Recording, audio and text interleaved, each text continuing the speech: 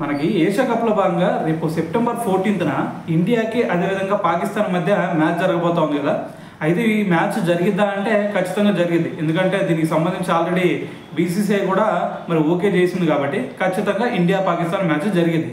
అయితే మరి ఇండియా పాకిస్తాన్ మ్యాచ్కి ఒప్పుకోవడం వల్ల బీసీఐ మరి ఇప్పుడు బీసీఐ మీద కూడా చాలా విమర్శలు వస్తూ ఉన్నాయి. ఇంకో రకంగా చెప్పాలంటే మరి ఇండియాకి పాకిస్తాన్ మధ్య మ్యాచ్లో ఎప్పుడు చూసినా సరే మరి ఇండియా పాకిస్తాన్ మ్యాచ్ అంటే మనకి టికెట్లు కూడా మొత్తం సేల్ అవుతాయి. కానీ ఇప్పుడు చూసుకుంటే మనకు వచ్చిన న్యూస్ ప్రకారం టికెట్లు అన్నీ కూడా సేల్ అవ్వలేదని చెప్పేసి ఒక న్యూస్ వచ్చిందనమాట. అయితే ఇదంతా పక్కన పెడితే మరి ఈ మ్యాచ్ కోసం అని చెప్పేసి శుభన్ గిల్ ఒక ట్వీట్ చేశాడు. ఏమని, ఇక ఆట మొదలు పెడదామా అని చెప్పేసి ఒక ట్వీట్ పెట్టాడు.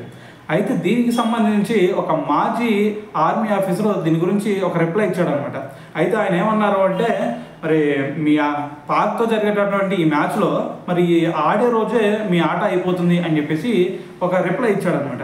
అయితే ఇప్పుడు దీనికి సంబంధించి చాలామంది కూడా మాట్లాడుతూ ఉన్నారు, ఫైర్ అవుతూ ఉన్నారు అని చెప్పాలి. ఏమని, మరి ఇప్పుడు మ్యాచ్ ఆడదామని చెప్పేసి నువ్వు ట్వీట్ పెడతా ఉన్నావు, అంతకుముందు ఏదైతే మనకి పహల్గామ్ ఉగ్రదాడి జరిగిందో సో దాన్ని అప్పుడే మర్చిపోయారా అని చెప్పేసి కూడా చాలామంది కూడా దీని గురించి ఫైర్ అవుతూ ఉన్నారు.